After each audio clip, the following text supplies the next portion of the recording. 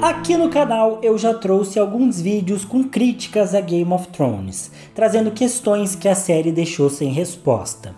Mas hoje eu queria ir mais fundo nessa discussão e trazer aqui alguns elementos da trama que Game of Thrones adaptou dos livros das Crônicas de Gelo e Fogo, mas no qual ela fez um trabalho muito mal feito. E eu sei que toda adaptação tem que fazer certas escolhas e mudar algumas coisas da obra principal. Mas, na minha opinião, os arcos que eu listei aqui poderiam sim ter sido melhor adaptados, até porque eles tiveram um papel fundamental no final desastroso que a série teve. E antes de começar o vídeo, vale ressaltar também que os erros que eu comentei aqui nesse vídeo estão basicamente entre a segunda e a quinta temporada da série. Isso porque a adaptação da primeira temporada de Game of Thrones foi muito bem feita. E após a quinta temporada, a gente não tem o livro para fazer essa comparação. Por exemplo, A Longa Noite foi muito mal feita na série, mas ela ainda não aconteceu nos livros para a gente comparar se ela foi bem adaptada ou não. Por isso, eu só considerei da segunda temporada até a quinta, incluindo alguns arcos da sexta temporada que já aconteceram nos livros, porque eles aconteceram antes nos livros, beleza? E tendo dito isso, eu só peço que você deixe o like e que se inscreva no canal, especialmente se você ama vídeos de Game of Thrones e das Crônicas de Gelo e Fogo. Eu sou TH Magaldi e vem comigo. 1. Qarth e a Casa dos Imortais. Pra mim, na série, a Daenerys talvez seja a personagem que mais sofreu com falhas da adaptação. E esses problemas já começam na segunda temporada do arco dela em Qarth. Pra quem não se lembra, a Daenerys vai até Qarth no segundo livro das Crônicas de Gelo e Fogo, A Fúria dos Reis. Na verdade, logo após acordar os seus dragões, a Dany guia o seu Calazar pelo Deserto Vermelho, mas os seus seguidores são compostos na maioria de mulheres, velhos, crianças e doentes que foram deixados para trás quando o Calazar do Khal Drogo se dividiu. E tanto no livro quanto na série, esse grupo está sofrendo muito com essa travessia no Deserto Vermelho. Porém, nos livros, o Calazar da Dany acaba encontrando abrigo numa cidade fantasma chamada Vaes Tolorro. E de lá, a Dany envia os seus companheiros de sangue para que eles busquem ajuda em todas as direções do mapa. E logo, um deles volta com 3 emissários que oferecem abrigo na cidade de Qarth para Daenerys, para o seu Calazar e para os seus dragões. Esses 3 emissários são o Sharo Shondaxus, o Paet Pri e a feiticeira Quaithe. E de modo geral, nos livros, o arco da Dany em Qarth é importante por alguns fatores. Primeiro, porque é em Qarth que a Daenerys conversa com a Quaithe, essa feiticeira de Ashai das Sombras, que parece entender que a Dany tem um papel importante a desempenhar no futuro do mundo, e por isso oferece alguns conselhos para ela. E até movida por esse desejo de entender melhor qual é o seu papel no mundo, a Daenerys acaba indo até a Casa dos Imortais, porque essas figuras prometem revelações para Daenerys sobre ela mesma e sobre o seu futuro. E por isso a Dany aceita comparecer no seu Palácio Obscuro. E até que dá certo, porque é lá que a Daenerys vai ter uma série de visões que impactam profundamente o seu futuro na obra. Aqui no canal eu já tenho um vídeo inteiro trazendo todas essas profecias que a Daenerys ouviu dos Imortais. Mas, em resumo, é na Casa dos Imortais que a Dany descobre que ela será traída 3 vezes, que ela terá 3 montarias durante a vida e também que ela terá de acender 3 piras funerárias. Além disso, é lá dentro que a Dany descobre que, no seu futuro, ela vai ter um papel como matadora de mentiras. Ela também vê um vislumbre sobre o Casamento Vermelho, a Guerra dos 5 Reis e também vê cenas do passado, como a Porta Vermelha da sua antiga casa em Braavos e uma cena na qual o Rhaegar, o seu falecido irmão mais velho, segura o seu último filho com a Elia Martell e proclama que aquela criança é o príncipe que foi prometido e que o dragão tem que ter 3 cabeças. E haver várias outras coisas também. Porém, no final dessa experiência, a Dany descobre que os Imortais queriam apenas roubar os seus dragões e o seu poder. E por isso, ela acaba queimando a Casa dos Imortais usando o Drogon, que nos livros ela leva voluntariamente até lá. O que difere bastante da série, onde os seus dragões são roubados e a Dany tem que ir até a Casa dos Imortais para resgatar eles. E, além dessas questões mágicas, no livro, o Sharo Shondaxus é o líder da guilda dos comerciantes da cidade. E ele também tenta roubar, entre aspas, os dragões da Dany. Mas na verdade ele propõe um casamento com ela e meio que tenta dar um golpe nela. Mas obviamente a Dany recusa esse casamento, porque ela descobre que era tudo uma armação do Sharo para ter a posse aí dos dragões. É porque em Qarth, quando você casa, o seu cônjuge pode pedir qualquer coisa para você. E você tem que dar. Então a Dany podia pedir qualquer coisa pro Charo, mas ele ia pedir os dragões. Então não ia valer a pena. De qualquer jeito, nos livros, após todo esse arco, a Daenerys acaba saindo de Qarth usando os navios enviados pelo Illyrio Mopatis. Mas apesar desse arco não parecer ter grande consequência para a história da Dany, ele é fundamental para que ela entenda que ela não vai conseguir aliados fáceis nessa história. Isso porque muitas pessoas vão oferecer ajuda e apoio para Dany, mas a maioria só vai estar interessado em roubar os dragões. E é fundamental que a Daenerys não seja ingênua e entenda isso rapidamente. E a verdade é que a série até consegue passar um pouco dessa ideia. Na série, os imortais tentam roubar os dragões da Dany, enquanto o Charo trai ela e acaba preso num cofre. Mas, além disso, a série comete muitos erros em adaptar Qarth. Um dos erros, pra mim, é ter matado o Charo no final, por exemplo, sendo que ele acaba se tornando importante no futuro dos livros para Daenerys. Além disso, na série, eles mudaram completamente a Casa dos Imortais. Basicamente, eles não adaptaram nenhuma das visões que a Daenerys tem nos livros, só criaram algumas cenas da Dany passeando por lugares lúdicos. São cenas esteticamente bonitas, mas elas são completamente irrelevantes, como a Daenerys vendo seu possível filho com o Khal Drogo, a Dany passando por debaixo da muralha e ela tocando o Trono de Ferro enquanto a Fortaleza Vermelha está completamente destruída. Nos livros, as visões da Dany na Casa dos Imortais indicam questões para o futuro dela, dilemas que ela vai ter que enfrentar. Mas na série são só uma coletânea de imagens bonitas que não significam nada e que já demonstravam o desinteresse dos D&D pelos arcos envolvendo magia na saga. Se eles tivessem se dedicado mais para adaptar esse arco mágico de Qarth, talvez eles acabassem mais comprometidos no final da série em cumprir as profecias que os imortais fazem para Daenerys. Ah, e um detalhe, eu comentei aqui que na série a Daenerys é obrigada a ir à Casa dos Imortais para buscar os seus dragões, enquanto nos livros ela vai por vontade própria. E isso pode parecer apenas um detalhe, mas pra mim é fundamental, porque pra mim mudar as intenções dos personagens é o maior erro que uma adaptação comete. Inclusive um erro que eles seguem cometendo em House of the Dragon, por exemplo, colocando essa profecia do Aegon para motivar a Rhaenyra a querer o Trono de Ferro, enquanto nos livros ela apenas queria o poder. 2. Catelyn dando conselhos. E saindo de Essos para Westeros, também temos um enorme problema de adaptação que acontece também na primeira temporada, mas especialmente na segunda e na terceira temporada de Game of Thrones. E aqui eu não vou dizer que a Catelyn Stark é uma personagem que tá sempre certa e que é sempre sábia, mas o que eles fizeram na série com ela foi sacanagem. Isso porque nos livros o principal conselheiro do Robb Stark é a Catelyn Stark.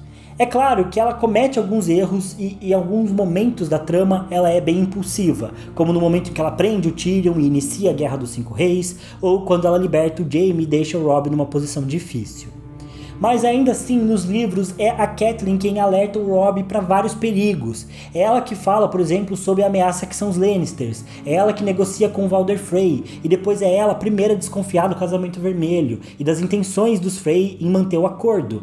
Ela fica sempre alerta e cuida para que o Robb tenha a posição de um rei diante dos seus senhores, porque ela sabe que passar essa imagem é muito importante. É também a Catelyn que se opõe ao Robb enviar o Theon Greyjoy para negociar com Baelon nas Ilhas de Ferro, e também é a Catelyn que acaba sendo enviada para negociar com o Rhaenys lá nas Terras da Tempestade. Nos livros, a Catelyn até tem os seus problemas, mas a gente vê as coisas através da visão dela, porque ela é a personagem com ponto de vista no arco do Robb. Então as motivações dela ficam bem mais claras e é bem mais fácil de simpatizar com a personagem.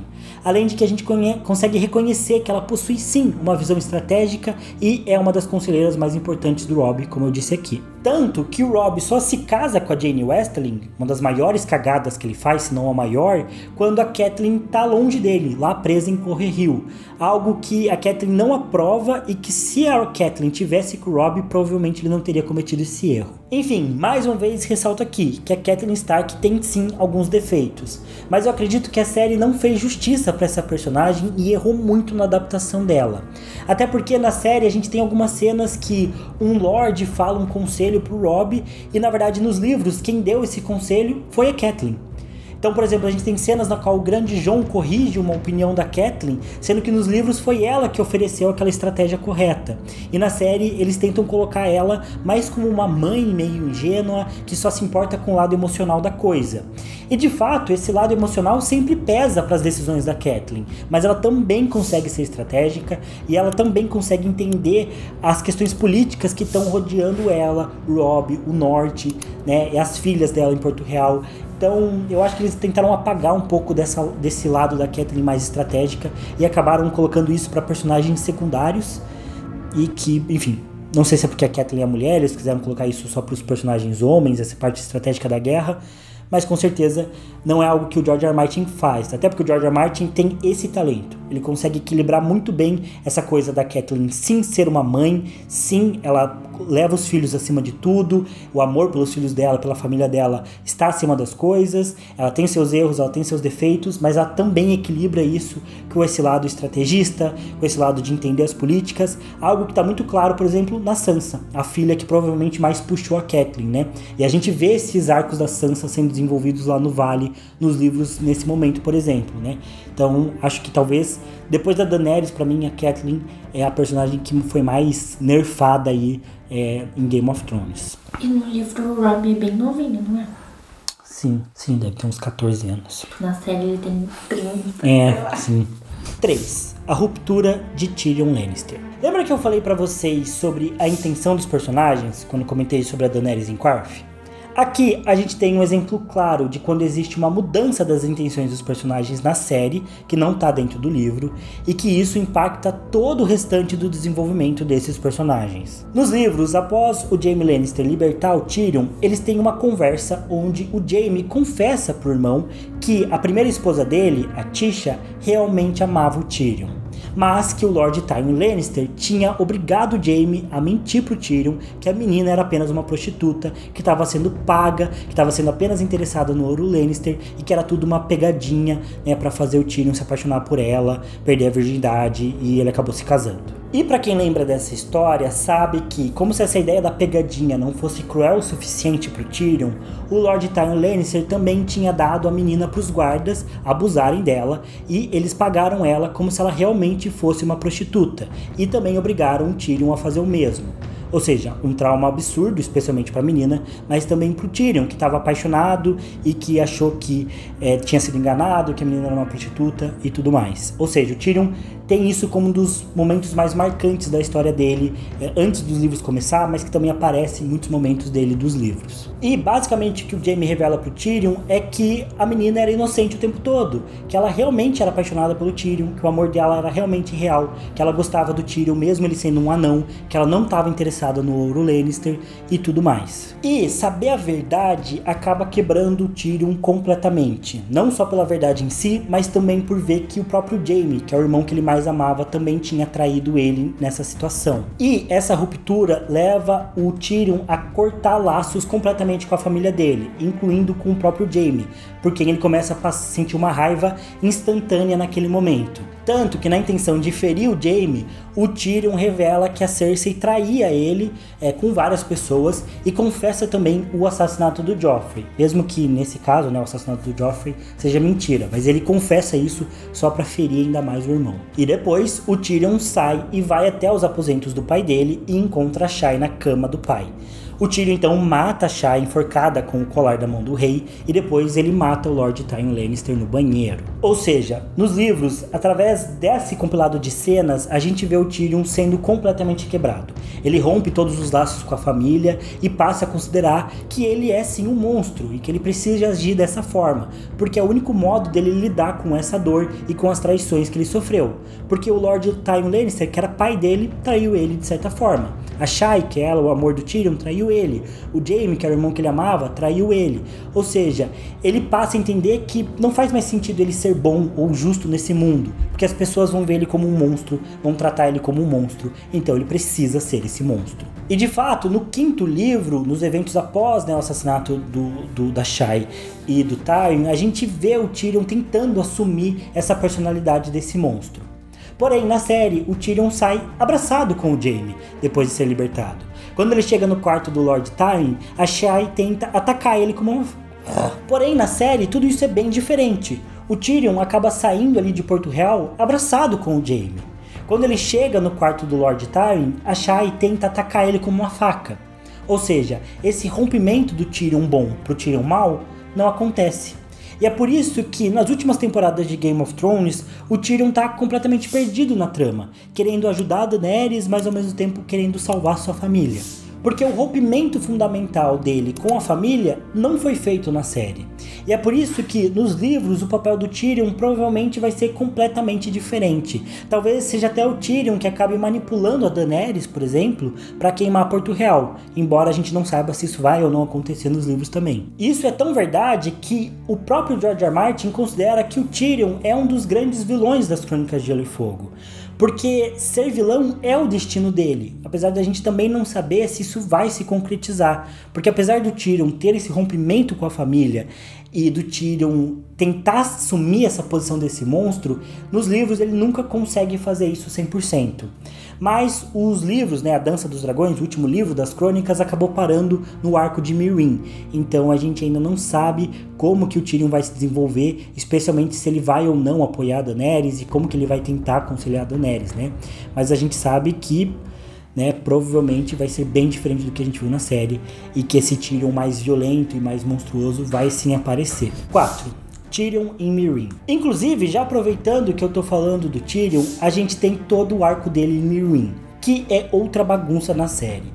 Em Game of Thrones, o Tyrion viaja com o Ser Jorah, que ele tá sequestrado por ele e juntos eles acabam chegando em Meereen, na arena, onde o Tyrion se declara como um presente trazido para Daenerys e passa a negociar em nome dela lá em Meereen, meio que automaticamente, ou seja, totalmente sem sentido. Nos livros, antes de ser sequestrado pelo Jorah, o Tyrion se encontra com o jovem Griff e manipula o garoto para que ele inicie sua campanha militar em Westeros, nas Terras da Tempestade, antes de se encontrar com a Daenerys. Já na ideia de que o Tyrion tá querendo ver o circo pegar fogo, e querendo acabar com tudo, então ele já planta a sementinha da maldade na cabeça do jovem Griff. E depois, quando ele é sequestrado pelo Ser Jorah, os dois acabam também parando com os Yuncaítas, onde eles se tornam escravos e acabam participando do cerco de Meereen.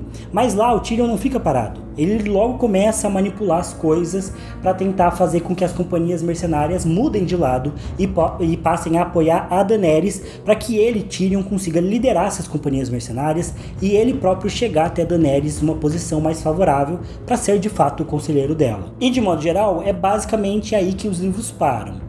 Porém, esse percurso do Tyrion até Meereen é muito importante para a gente ver essa nova personalidade que ele está tentando criar e entender como o Tyrion está realmente quebrado e cheio de dilemas, especialmente por causa da presença da Merreca, que é a outra anã que foi cortada da série e que se torna uma amiga do Tyrion e é um enorme contraponto da personalidade dele.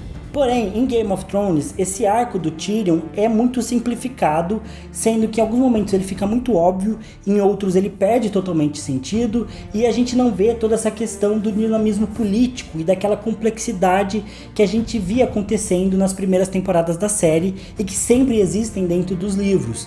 Porque essa ida do Tyrion até Meereen tem vários meandres políticos ali, das negociações dele com o jovem Griff, com as companhias mercenárias, o próprio arco do jovem Griff que aparece, enfim, tudo isso é perdido e a gente basicamente vê uma trajetória meio sem lógica do Tyrion, do Ser Jorah, que não leva a lugar nenhum.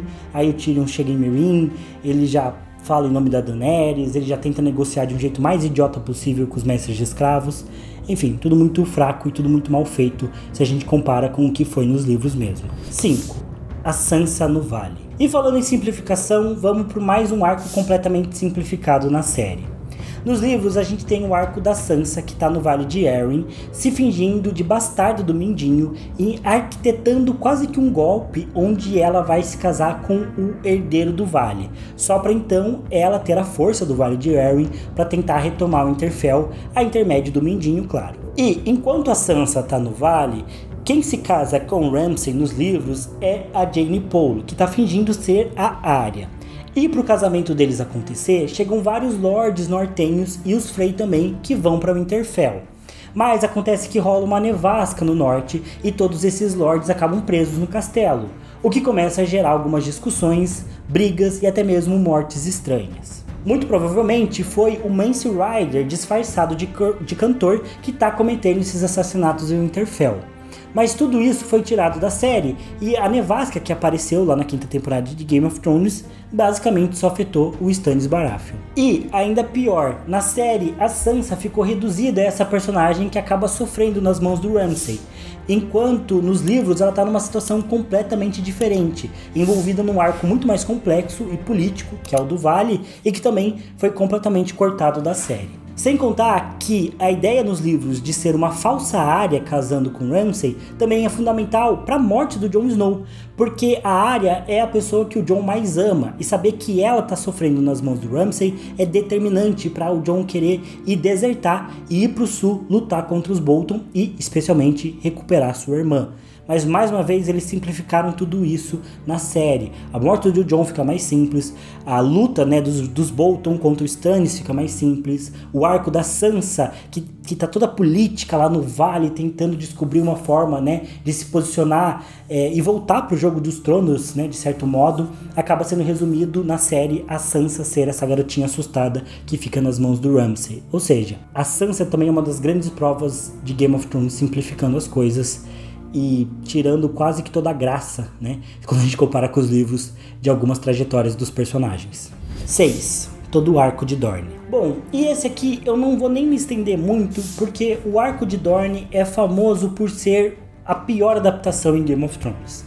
É uma vergonha o que eles fizeram com Dorne, para ser sincero. Nos livros, o príncipe de Dorne, o Doran Martell, e a sua filha Arianne Martell planejam uma longa vingança contra os Lannisters, e que incluem eles se aliarem aos Targaryen para fazer isso acontecer. No 4º livro, inclusive, O Festim dos Corvos, a gente vê a Arianne tentando coroar a princesa Myrcella como rainha, falhando e então descobrindo os planos do pai dela para a vingança deles definitiva contra os Lannisters. Além disso, no 5º livro, a gente também tem o Quentyn Martell, que vai até Meereen para propor um casamento com a Daenerys e oferece Dorne como um forte aliado para a Rainha Dragão. Mas a Daenerys recusa, o Quentyn tenta tomar um dragão dela e acaba morto. Mas isso é importante especialmente para mostrar o desenvolvimento da Daenerys e também para mostrar que Dorne tinha realmente um plano e que devia ser um dos arcos mais importantes do final da saga de Game of Thrones, algo que foi completamente simplificado e cortado da série, e Dorne acabou não tendo papel nenhum. Inclusive, existem teorias que nos livros a Arianne Martell vai se casar com o jovem Griff e juntos eles vão tomar Porto Real das mãos dos Lannisters. E aí, quando a Daenerys chegar lá no continente, a gente vai ter uma disputa pelo Trono de Ferro entre ela e o seu suposto sobrinho, o jovem Griff. E aí Dorne, que iria apoiar a Daenerys, não vai mais apoiar ela, mas vai apoiar o suposto Aegon, o jovem Griff. Então a gente vai ter uma treta muito mais louca lá em Porto Real do que foi na série também. 7. Todo o arco de Meereen. E aproveitando que eu tô falando da Daenerys mais uma vez, a gente volta com ela aqui. E eu admito que apesar de Dorne ser o arco mais mal adaptado da série, o que mais me incomoda pessoalmente é o de Meereen. Vocês sabem que eu adoro o arco de Meereen da Daenerys nos livros. Ele é um condensado de como George R. R. Martin trabalha política, intriga e os dilemas do coração humano em conflito consigo mesmo. E o mais importante, esse arco é fundamental para o desenvolvimento da própria Daenerys, porque ela escolhe ficar em Meereen para governar, porque ela entende que as outras cidades que ela conquistou ficaram piores depois que ela saiu de lá. E ela não quer ser só uma conquistadora, ela quer ser uma grande rainha também, e por isso ela não só conquista Meereen, mas também fica na cidade. Lá em Meereen, a Dany tenta governar, tenta acabar com a escravidão, tenta manter a cidade funcionando, tenta fazer aliados, tenta forjar a paz tanto dentro quanto fora da cidade, mas no final ela descobre como todos esses objetivos são muito difíceis. Ela descobre como a paz é difícil e que a paz exige até mais do que a própria guerra. E no final a Daenerys tem essa percepção. Porém, mais ainda, ela aprende a aceitar o seu legado de fogo e sangue e decide mudar e passar a agir como um verdadeiro dragão. E isso pode ser o momento mais importante para Daenerys nos livros, desde o nascimento dos seus dragões lá no primeiro livro. Assim como acontece com Tyrion depois da conversa com Jaime e da morte da Shay, esse capítulo da Daenerys, quando ela tá nos livros, perdida no Mar do Traque, conversando com a Grama e reavaliando as suas decisões, é um novo renascimento dela. A partir daqui, a Daenerys passa a ser uma pessoa diferente, ela passa a ser uma verdadeira rainha Targaryen.